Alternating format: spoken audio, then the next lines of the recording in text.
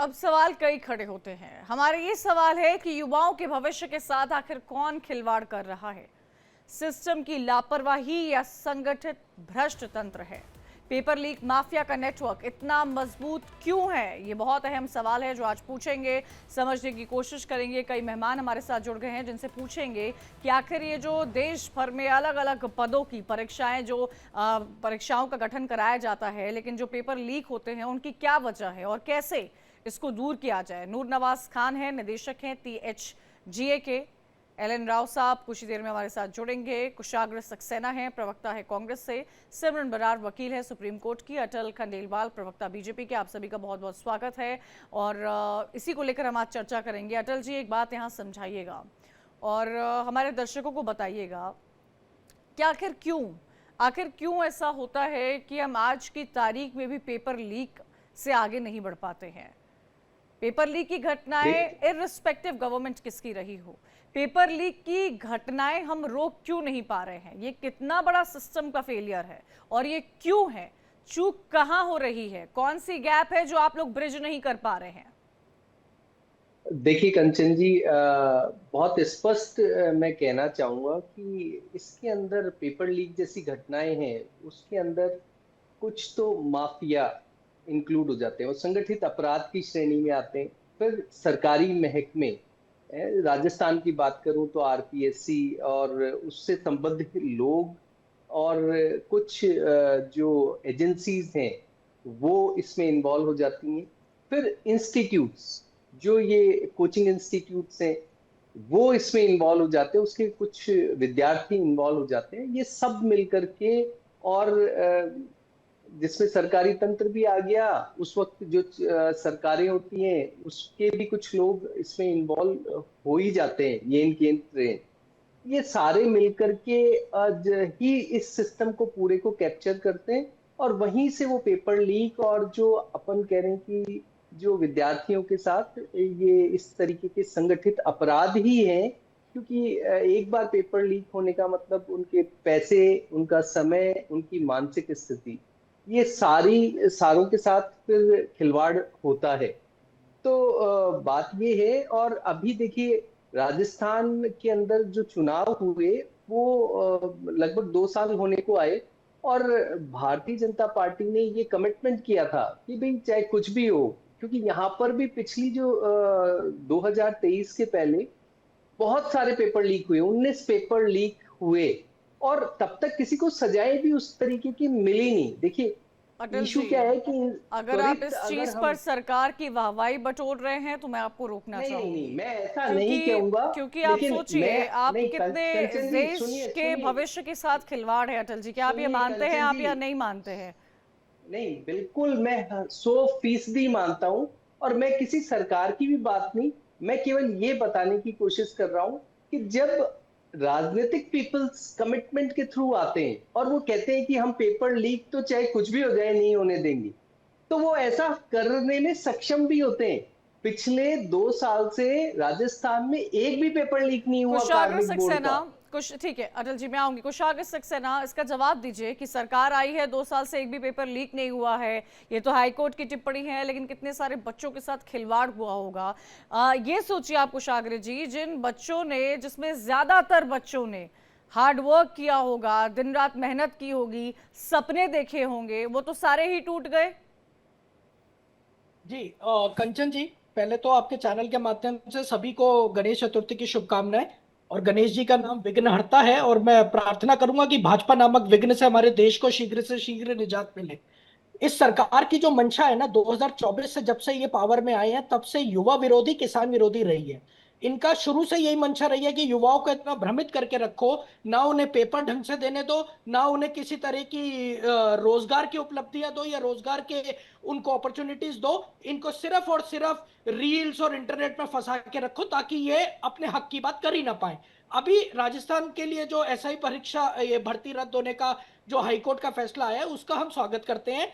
Special operation group के तहत जितनी ये नाकामियां उजागर हुई, जितनी अनियमितताएं उजागर हुई, ये SOG का गठन भी कांग्रेस की सरकार ने ही किया था।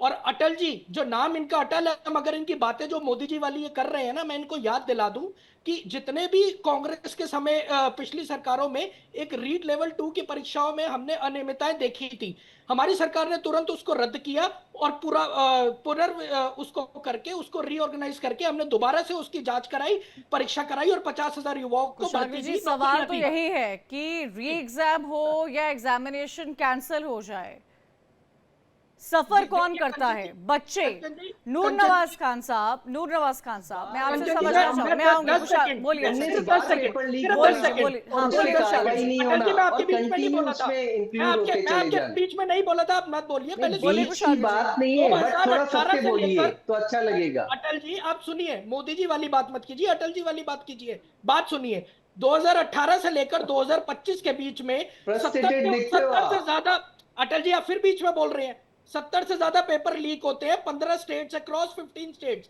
1,70,00,000 स्टूडेंट्स को यहां पे भुगतना पड़ता है। उसका जिम्मेवार कौन है?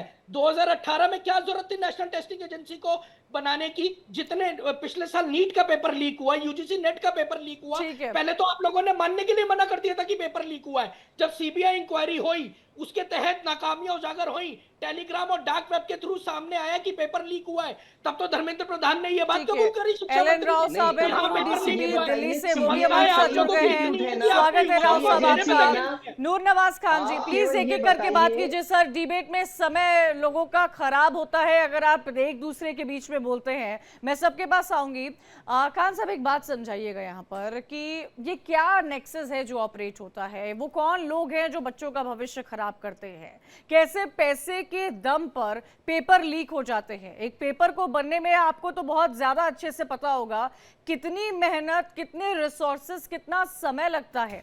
उसी पेपर को तैयार करने में सिर्फ एक बच्चा नहीं, उसका पूरा परिवार लगा रहता है। और जब पेपर लीक होता है, जब परीक्षाएं रद्द होती है, तो उन बच्चों का क्या जो पूरी डेडिकेशन के साथ पढ़ाई करके आते हैं। नूर नवाज खान साहब,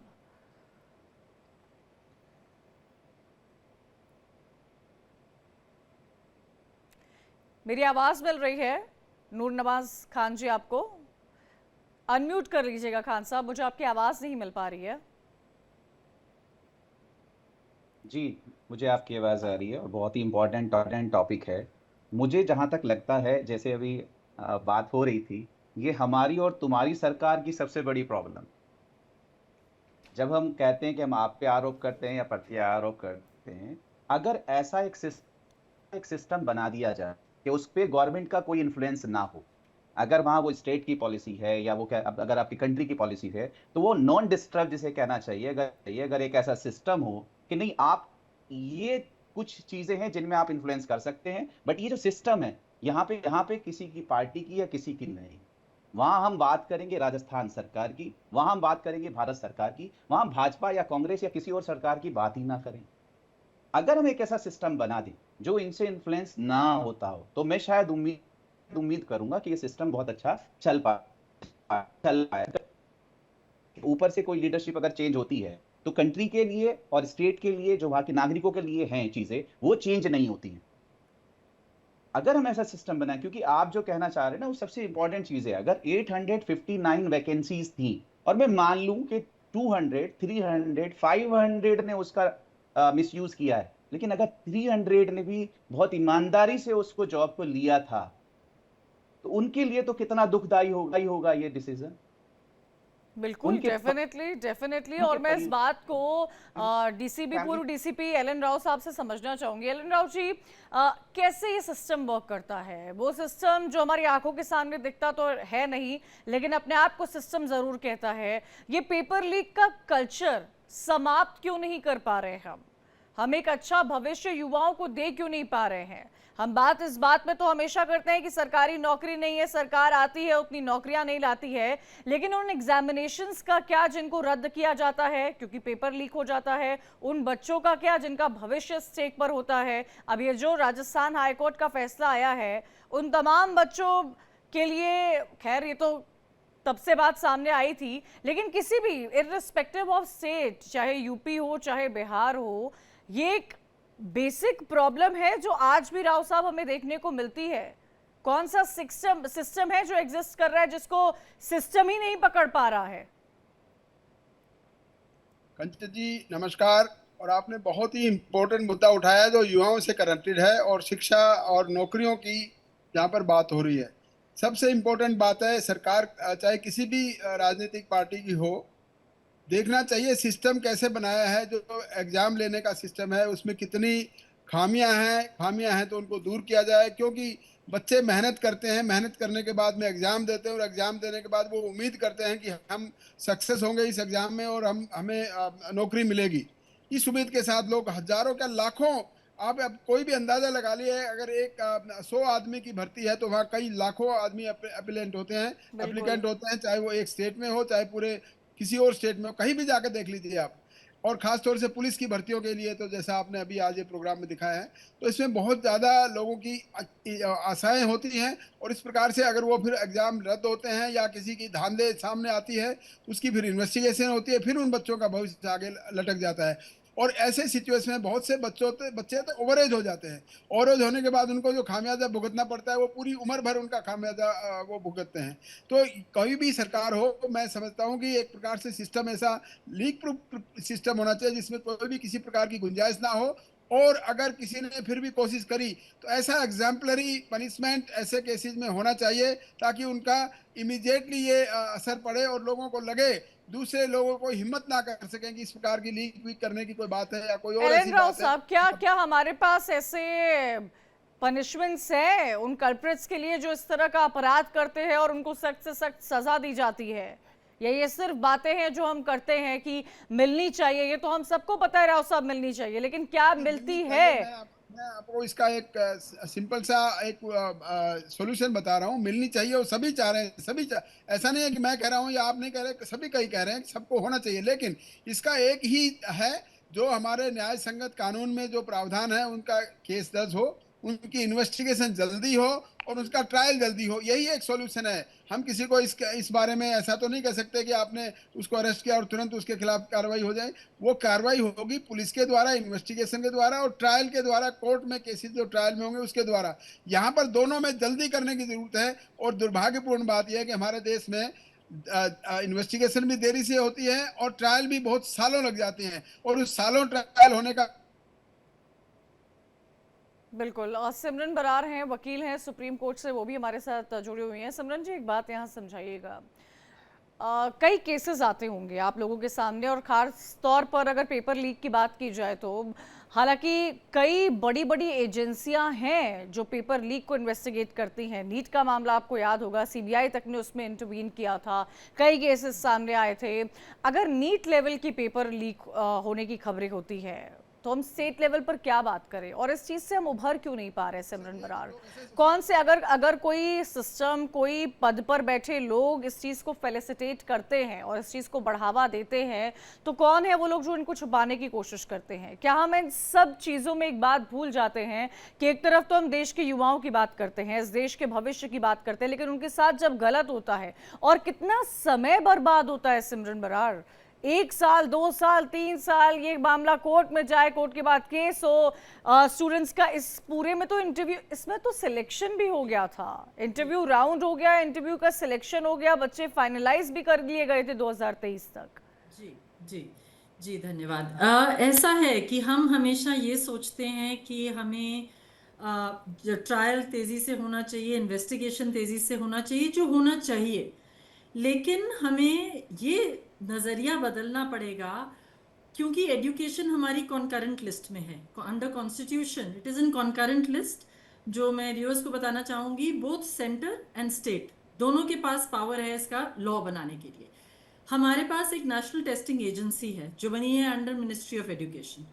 अगर हम उस नेशनल टेस्टिंग एजेंसी को, चाहे उसकी जो नोडल एजेंसीज हैं स्टेट में हैं, जो भी हैं, और जैसे सरकार आए या जाए, कभी कांग्रेस की आए कभी बीजेपी की आए, अगर हम इसी में रहेंगे तो ये चीज़ में बदलाव नहीं आ सकता, क्योंकि जो दिक्कत आती है वो अकाउंटेबिलिटी पे आती है। जो पनिशमेंट्स हैं वो जब चीज़ हो जाती है, जब ऑफेंस कमिट हो जाता है, अपराध हो जाता है, उसके बाद वो सीन पर आती है। आप भी समझते हैं, मर्डर हो गया तो उसकी पनिशमेंट है, ये कार्टल 1 के पेपर लीक हो गया तो उसकी पनिशमेंट है, चीटिंग का इस पे लगा हुआ है, सेक्शन लगे हैं, 420 लगा, 120 कॉन्स्पिरेसी लगी है। लेकिन हम भी जानते हैं ट्रायल जब तक हो जाएगा तब तक 20 एग्जाम और निकल जाएंगे। Accountability correct. इज व्हाट मेरे को लगता है स्टूडेंट्स को भी एक या तो नोडल एसोसिएशन बनानी चाहिए जो सरकार के साथ अकाउंटेबिलिटी ऊपर से नीचे फिक्स की जाए। नीचे से ऊपर अकाउंटेबिलिटी का कोई जरिया ही नहीं है। Look at the population. तो ये भी हमें अपना नजरिया बदल के देखना पड़ेगा कि एनटीए, नेशनल टेस्टिंग एजेंसी, इस मामले को बहुत गंभीरता से देखे। नूर नवाज खान साहब, क्या आपको लगता है कि एनटीए गंभीरता से लेती है या उसमें भी कोई लूप होल्स है? क्या आपको लगता है कि स्टूडेंट्स का इसमें कितनी भागीदारी रहती होगी? मैं आऊंगी कुशाग्र जी, मैं देखिए आपके पास करप्शन आऊंगी। की जी। देखिए करप्शन की अगर मैं बात करता हूँ तो करप्शन कभी भी नीचे से ऊपर नहीं जाएगा। जैसे अभी मैम ने कहा, वो हमेशा ऊपर से नीचे ही आएगा, सिस्टम से ही आएगा। अभी मैंने आपसे कहा कि सिस्टम को हमें थोड़ा सा प्योर रखना पड़ेगा, विदाउट इन्फ्लुएंस। वो चाहे किसी भी तरह की हम बात करें, चाहे वो मॉनिटरिंग की बात करें, हमारे यहाँ बहुत अच्छे अच्छे आइडियलिस्टिक, जिसे कहना चाहिए, चेहरे रहे हैं जो बड़े बड़े दबाव में नहीं बदले। हर उसमें मीडिया में भी बहुत सारे चेहरे ऐसे रहे हैं, राजनीति में भी बहुत सारे चेहरे ऐसे रहे हैं। शास्त्री जी की बात करें कि प्रधानमंत्री पद पे रह लिए और जब निकले तो उनके पास क्या निकला कि भाई उनके अकाउंट में भी पैसे नहीं थे। तो अगर हम उस तरह की चीजों को लेके चलें, क्योंकि यहाँ बात भविष्य की हो रही है और वो देश के भविष्य की और राज्य के भविष्य की हो रही है, या नागरिक की बात हो रही है, या यूथ की बात हो रही है। जो एक यूथ एक ख्वाब लेके निकलता है कि भाई मैं अभी सिस्टम का हिस्सा बनूंगा और मैं इसको फ्री करूंगा और सेवा करूंगा, तो उसको खुद ही नहीं पता चल पा रहा कि मेरा भविष्य क्या सुरक्षित है या नहीं। तो यहाँ सबसे बड़ा मसला ये, इसमें जितने भी लोग इन्वॉल्व हैं, यानी कि लास्ट पे जो ताला लगा रहा है ना रूम में, वो तक जिम्मेदार है। तो अगर आप टॉप से लेके बॉटम तक ईमानदारी बरतेंगे, तब उम्मीद करते हैं कि हाँ ये जेन्युइनली लोग सिलेक्ट हुए हैं होंगे और मेरे सिस्टम में जो अब लोग आए हैं वो सेवा करेंगे। वरना अगर कहीं भी एक भी जगह इस लाइन में कुछ भी डाउट हो जाए, कुछ भी डॉट लग जाए, वो डेंट देगा इस पूरे बिल्कुल, सिस्टम को। डेफिनेटली।